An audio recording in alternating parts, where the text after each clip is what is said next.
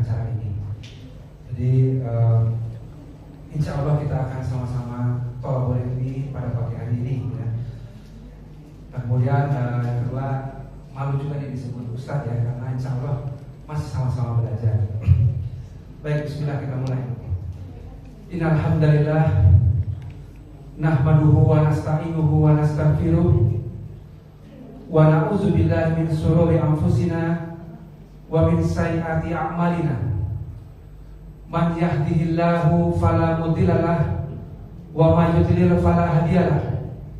Wa asyhadu an la ilaha illallah wahdahu la syarikalah wa asyhadu anna Muhammadan abduhu wa rasuluh.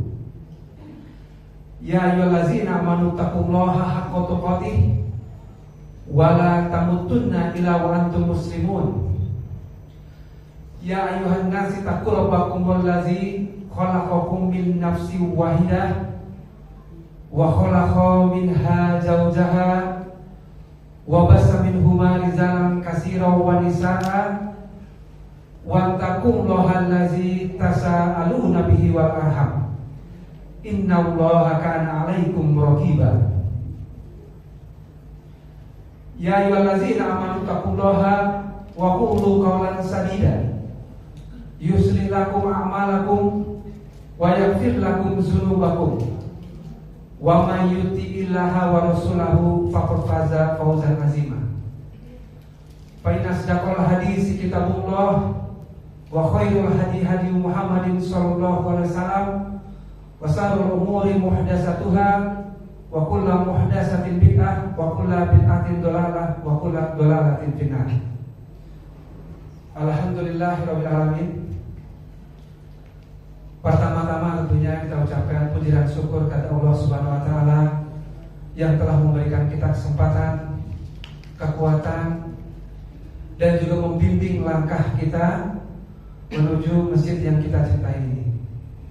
Karena tidak mungkin ada yang membimbing langkah kita ke sini kecuali hanya Allah yang menggerakkan kalbu kita.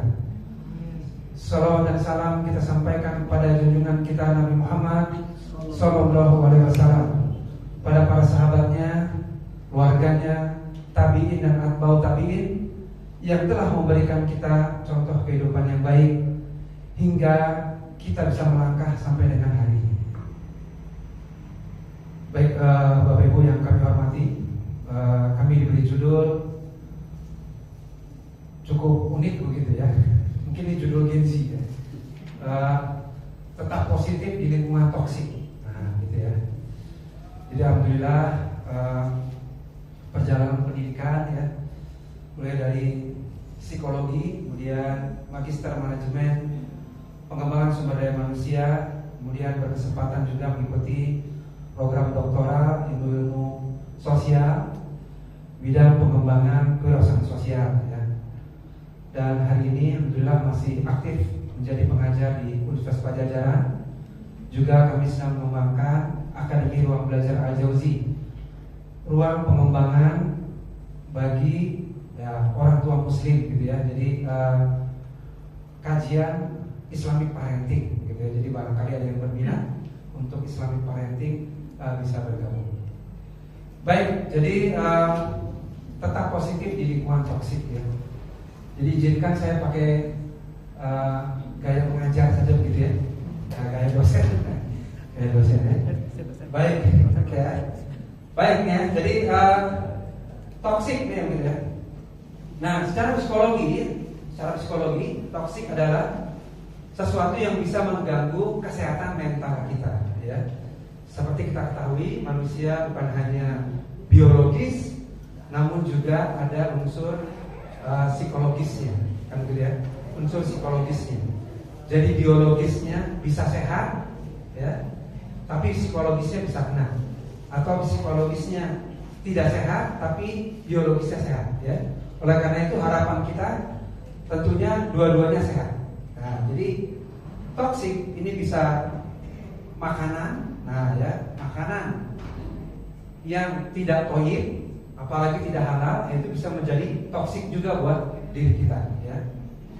Namun demikian pada kajian pagi hari ini insya Allah toksik yang dimaksud ya adalah lingkungan yang berpotensi ya menjauhkan kita dari ridho Allah Subhanahu wa taala. Yang menjauhkan kita dari tujuan hidup kita. Ya. Seperti kita ketahui, tujuan kita hidup ya. Wa ma khalaqtul jinna wal insa illa liya'budun. Maka lingkungan kita sangat boleh jadi kemudian menjauhkan kita dari tujuan penciptaan kita tadi. Kan gitu ya. Yaitu beribadah hanya kepada Allah Subhanahu wa taala. Lingkungan yang semakin hiruk pikuk ya, semakin hingar-bingar ya. Kadang di kamar juga terpengaruh oleh lingkungan melalui gadget dan lain-lain. Kalau dulu ya, waktu kita zaman SMA kan belum ada internet segala macam ya. Sehingga bisa terpapar toksik ya ketika keluar rumah ya. Sekarang di dalam rumah, di dalam kamar 24 jam juga bisa terpapar toksik. Nah, oleh karena itu ya mungkin tema ini menjadi makin penting gitu ya. Tema ini menjadi semakin penting hari ini. Dan alhamdulillah baru beberapa lama ini kami juga mengetahui bahwa program ngabar ini sudah berjalan bertahun-tahun. Alhamdulillah ya. Artinya kita terus melaksanakan kewajiban kita sebagai kaum muslimin ya. Salah satu kewajiban kita sebagai kaum muslimin dan muslimat adalah thalabul ilmi ya. Thalabul ilmi fardhatun ala kulli muslimin. Ya.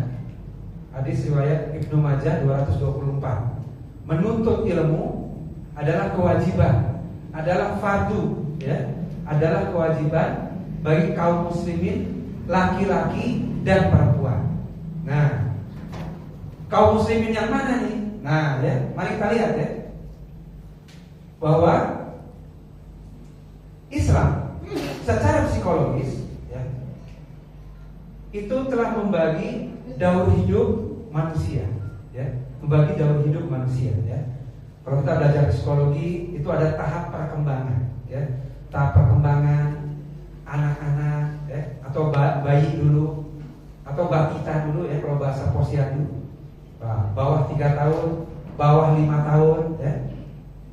Kalau kita mungkin bawah 50 tahun ya. Atau udah lebih kan? Nah, udah lebih ya, udah lebih ya 50 tahun. Nah, jadi banyak. Kemudian psikologi barat itu memasukkan di antara anak dan remaja, di antara anak dan dewasa, pada psikologi barat itu dimasukkan masa remaja. Nah, ya. Menurut Profesor Dr. Sarlito Wirawan, ya, psikolog UI, mengatakan bahwa kata remaja ini, ya, ini baru dikenal akhir abad 20. Artinya baru, ya, baru. Dan ini muncul dari pengamatan psikolog barat. Ya. Ternyata di Islam tidak mengenal kata remaja. Kalau dengar kata remaja yang identik di otak kita apa ya? Dengar kata remaja itu nakal, ya, coba-coba, apalagi tuh ya, main game. Nah, pengen taunya lebih banyak, apalagi pacaran, pacaran ya. Kalau jomblo kan nggak keren katanya, ya. Jomblo nggak keren katanya, ya. Jadi pacaran dan lain-lain. Sehingga remaja, ya, ini pada psikolog barat ini dianggap masa strong and stress, masa mencari jati diri, ya, masa mencari jati diri. Akibatnya apa? Ya, ketika kaum muslimin terpapar oleh teori ini, maka remaja diiakan sebagai masa coba-coba. Biarin aja pacaran, kan masih remaja. Nah, biarin aja dijemput pacarnya, masih remaja. Ya. Biarin aja main game, main HP sampai malam, kan masih remaja. Lama-lama biarin aja ngobat, masih remaja, biarin aja. Itu mau ke diskotik tuh anaknya, izinin gak? Alah masih remaja. Nah gitu ya. Bahaya atau tidak ini? Bahaya. Bahaya ya? Padahal di Islam, nah gitu ya. Ini saya nggak terlalu serius, gayanya nggak apa ya. Jadi di Islam ini tidak mengenal kata remaja. Yang dikenal adalah batas sebelum akil balik dan sesudah akil balik. Oke ya. Jadi dalam Islam ini masa tumbuh manusia, pertumbuhan manusia ini dibagi dua secara garis besar. Sebelum akil balik dan sesudah akil balik, kurang lebih 14 sampai 15 tahun. Ya. Ada hadis-hadis yang menyatakan bahwa para sahabat sebelum 15 tahun sudah ingin ikut berjihad, sudah ingin ikut berperang, gitu ya. Namun demikian belum diizinkan. Ketika tahun depannya lagi datang, ya Rasul, boleh nggak ikut jihad, ikut perang? Umur berapa? Udah 15 tahun, baru dibolehkan. Ya salah satunya ini, ya. Di antara tanda-tanda lain, tanda-tanda biologis, ya, udah jakunan, ya, udah buluan dan lain-lain, gitu ya. Nah, ternyata di sini ini bukan hanya faktor biologis, ya. Namun adalah di sini mereka sudah menjadi mukallaf. Ya. Di psikologi barat ini masih dianggap remaja sampai umur 22 karena berdasarkan pengamatan. Umur 22 masih pelongo-pelongo. Jadi disebutlah remaja akhir 23. Masih bingung nih. Masih belum tahu masa depan, ya. Masih pacaran sana sini, oh masih remaja ini mah. Meningkat lagi jadi 24, meningkat lagi remaja akhir sampai 25. Padahal di Islam udah tegas, di atas 15 tahun setelah mereka akil balik, maka mereka sudah mukallaf, sudah menyandang beban syariat. Nah disinilah, ya, lingkungan toksik pengaruhnya paling luar biasa. Kira-kira begitu ya. Nanti kita bahas lingkungan toksik di usia kita 50-an ya. Nah di sini paling luar biasa, ya. Maka tugas orang tua adalah parenting secara maksimal. Parenting secara maksimal adalah 0 sampai 15 tahun, ya. Dan ternyata untuk menjaga diri kita yang sudah di usia ini agar enggak kena lingkungan toksik adalah dengan melaksanakan parenting dengan baik. Artinya apa? Memberi teladan, memberi contoh dengan baik. Karena raise your child, raise yourself. Nah, ya. Membesarkan anakmu, membaguskan anakmu, mensolehkan anakmu itu sama dengan mensolehkan diri kita sendiri. Nah, ya. Jadi di sini. Maka 15 tahun ke atas, anak sudah harus paham tujuan penciptaannya adalah wa ma khalaqtul jinna wal insa illa liya'budun. Mereka sudah paham bahwa diciptakan hanya untuk beribadah kepada Allah Subhanahu wa taala. Mohon maaf saya di kampus belum semua mahasiswa sholatnya 5 waktu. Jangan ngomongin mereka sholat tepat waktu dulu, ya. 5 waktu aja masih bolong-bolong, gitu ya. Subuh iya, zuhur lewat, ya. Asar iya, maghrib lewat. Ini sangat memprihatinkan, kan begitu ya. Padahal begitu akil balik, ya, argo pahala dan dosa sudah jalan, ya. Argo pahala dan dosa sudah jalan, ya. Jadi sudah dihitung, artinya sudah wajib sholat, ya. Kalau sudah punya penghasilan, sudah wajib zakat, sudah wajib puasa Ramadan dan lain-lain. Dan hari ini kita lihat banyak sekali fenomena dan lain-lain di atas 15 tahun belum paham syariat agama. Siapa tuh yang diminta tanggung jawabnya nantinya? Orang tuanya, ya. Karena Allah Subhanahu wa taala berfirman dalam surat At-Tahrim, ya. Ya ayyuhallazina amanu qu anfusakum wa ahlikum nar. Maka wahai orang-orang beriman, jagalah dirimu dan keluargamu dari api neraka. Kenapa perlu dijaga? Karena lingkungan kita banyak toksiknya. Banyak yang bisa membelokkan kita. Banyak yang bisa membuat arah langkah kita jadi ke kiri dan ke kanan. Padahal seharusnya tegak lurus ke depan, kan begitu ya? Tegak lurus bertauhid, ya. Namun lingkungan ternyata banyak toksiknya. Nah, kan begitu kira-kira. Jadi kita mau segini, mungkin sedang membesarkan sebagian anak kita di sini. Plus kita sedang menjaga diri kita juga, kan begitu ya? Jadi ayat ini betul-betul menegaskan, jagalah dirimu. Siapa dirimu? Kita, orang tuanya. Ya. Jagalah dirimu, baru keluargamu. Ya. Jadi yang disuruh dijaga siapa duluan? Kita duluan jaga diri kita dari lingkungan toksik dan keluargamu.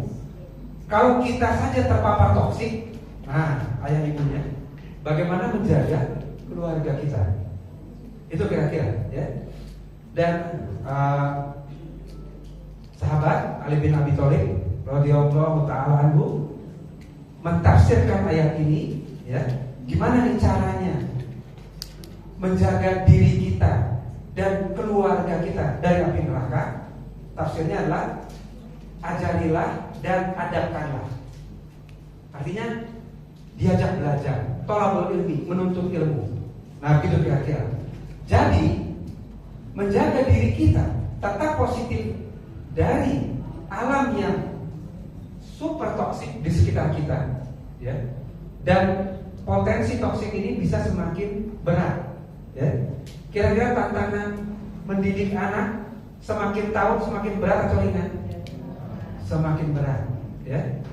Dan Rasul juga sudah mengatakan tidak ada hadir suatu zaman kecuali makin buruk. Zaman akan semakin buruk, ya. Maka menjaga dari lingkungan toksik menjadi semakin wajib. Nah, kira-kira demikian, ya. Jadi kita nih yang menjaga diri kita, ya. Nah, selanjutnya ini pembagian.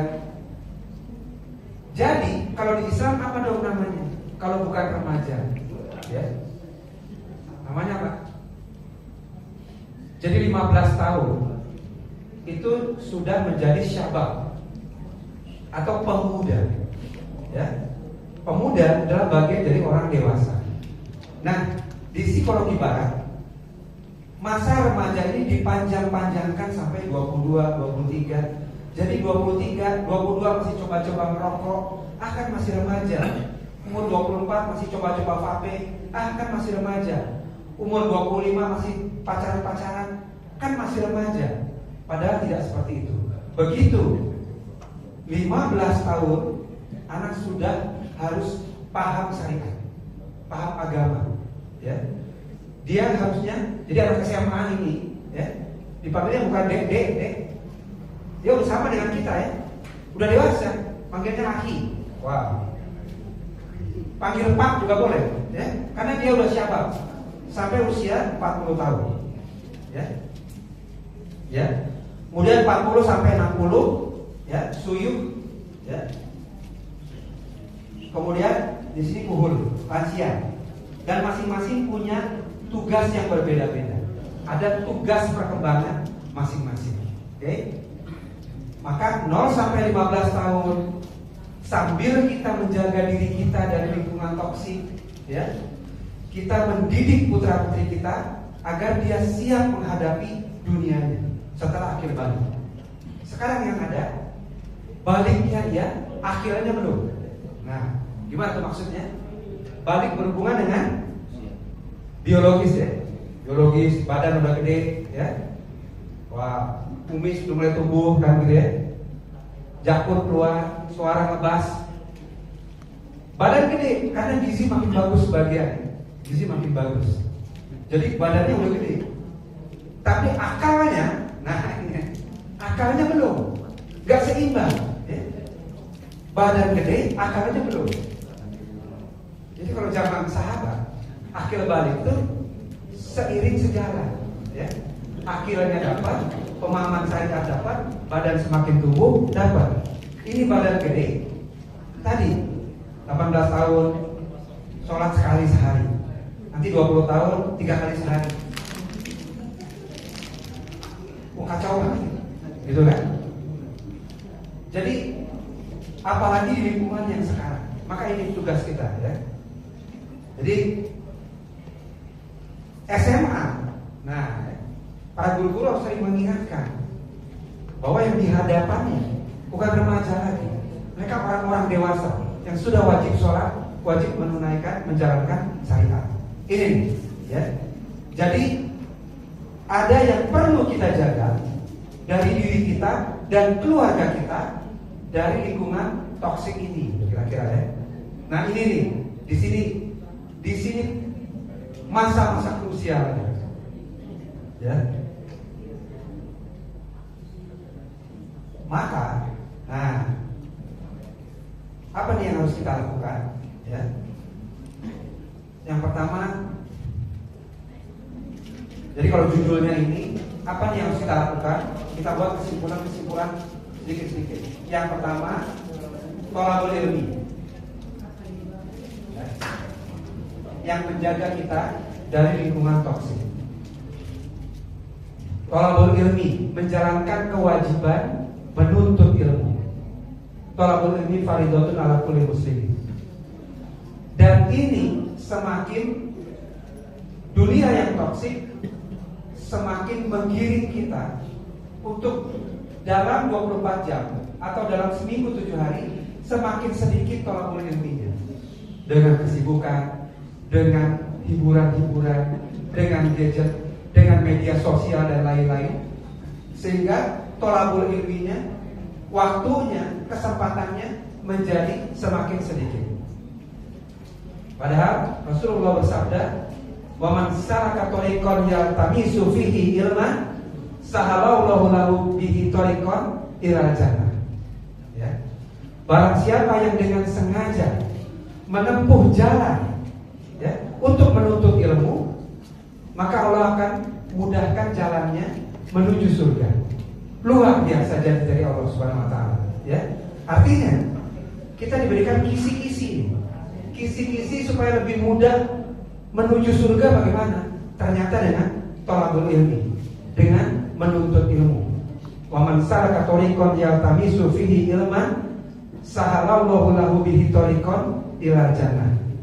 Barang siapa yang dengan sengaja ya, menempuh jalan, berusaha, berikhtiar untuk menuntut ilmu, maka Allah akan mudahkan baginya jalan menuju surga, ilal jannah. Nah ini, jadi ini yang pertama ya, thalabul ilmi. Dengan thalabul ilmi kita semakin mudah mengetahui mana yang baik, mana yang buruk, mana yang hak, mana yang batil, mana yang benar, mana yang salah ya. Itu tidak mungkin dilakukan tanpa thalabul ilmi. Dan ternyata bagi seorang muslim ya, setiap momennya, setiap detiknya, perjalanan hidupnya itu membutuhkan ilmu ya, membutuhkan ilmu. Oleh karena itu thalabul ilmi menjadi poin nomor 1. Dan sekali lagi tadi ya, lingkungan yang semakin toksik memudahkan kita berpaling dari ilmu ya. Rasul mengingatkan 2 hal yang bisa membuat manusia terlena: as-sihhatu wal faragh, nikmat sehat dan nikmat waktu luang. Nah ya, kenapa tuh? Begitu kita sehat, punya waktu luang, punya duit dan lain-lain, yang kita lakukan bukan menuntut ilmu, jalan-jalan, melaksanakan hobi, kesana kemari, dan lain-lain ya. Artinya ada hal-hal yang kemudian menyimpangkan kita dari kewajiban utama kita, yaitu thalabul ilmi, menuntut ilmu ya. Hati-hati dengan 2 hal yang Rasulullah SAW sudah mengingatkan kita, bisa membelokkan kita dari kewajiban kita, as-sihhatu wal faragh.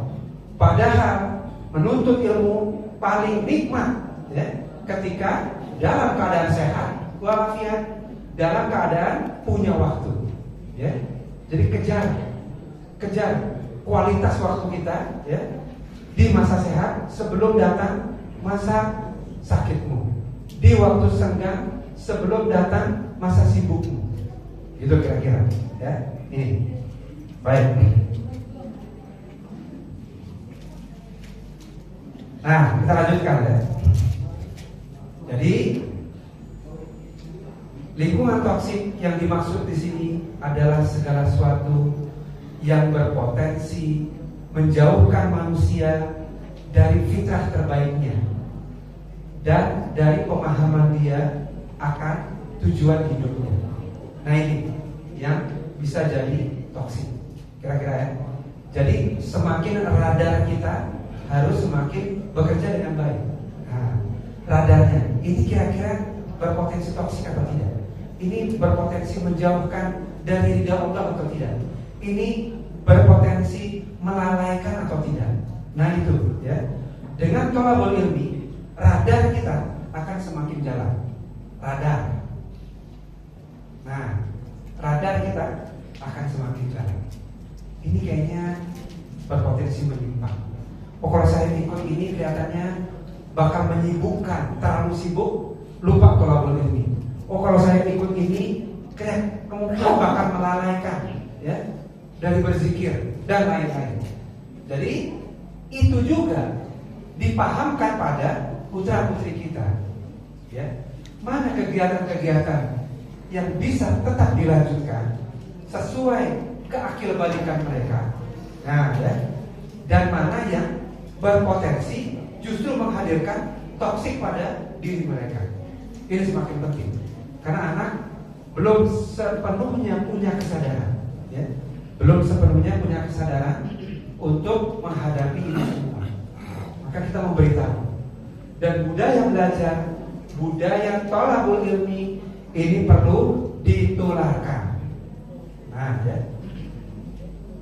Apa yang perlu orang tua tularkan kepada anak adalah budaya, tradisi, ya, kebiasaan thalabul ilmi. Ya. Artinya apa? Ketika orang tua ngajak, bukan hanya ngajak jalan-jalan, bukan ajaran kreasi, tapi ngajak thalabul ilmi. Ya. Ketika di rumah dengerin YouTube rame-rame, misalnya tentang ceramah, maka wajah orang tua itu harus paling ceria. Ya. Jangan wajah orang tua lebih ceria ketika nonton bola, atau nonton film action. Wah, ceria banget. Ya. Begitu dengan ceramah, mukanya murung. Anak kan observasi ya. Ini bapak dari ceramah, mukanya cemberut amat, akhirnya kesal amat. Ibu dengerin ceramah mukanya, gitu ya. Jadi ketika mengajak ke kajian, ya, dengerin ceramah di rumah, itu mukanya paling ceria. Maka itu diingat oleh anak, bukan hanya cognitively, tapi affectively. Ayah saya paling gembira ketika menuntut ilmu, paling ceria wajahnya ketika baca buku, ya, paling semangat ketika ngajak kajian. Itu akan teringat oleh anak, bukan hanya di otaknya, tapi juga di hatinya. Nah, itu thalabul ilmi. Ya. Lebih semangat ketika ngajak jalan-jalan. Ngajak jalan-jalan boleh, ya. Rihlah untuk menyegarkan kembali boleh. Tapi wajah terceria, ya, itu pada saat ngajak kajian. Nah, pada saat ngajak ke pameran buku, yuk ada pameran buku Islam. Nanti kita cari buku-buku terbaik. Wajah paling ceria ada di sana. Anak akan memperhatikan, akan mengobservasi. Nah, gitu ya. Jadi anak lebih banyak belajar dari yang dia saksikan daripada yang dia dengarkan. Ya. Ngomong A, kelakuan B, kan gitu ya. Beda entar, gitu ya. Oke, ini yang pertama. Baik. Bentar, saya gitu.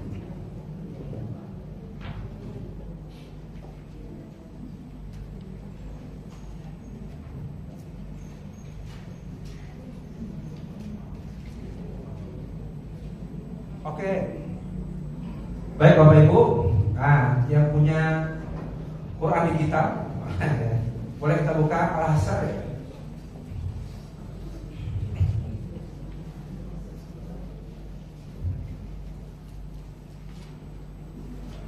Al-Hasr ayat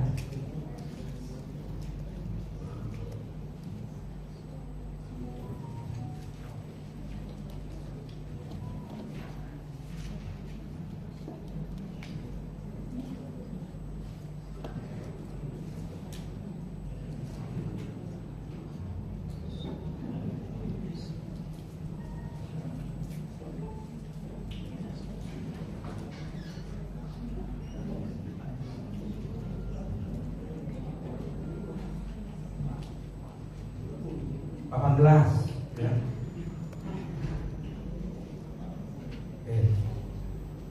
A'udzubillahi Bismillahirrahmanirrahim. Ya ayyuhallazina amanu taqullaha wa la tanzur nafsum ma qaddamat lighad wattaqullaha innallaha khabirum bima ta'malun. Wa la takunu kallazina nasullaha fa ansahum anfusahum ulaika humul fasiqun.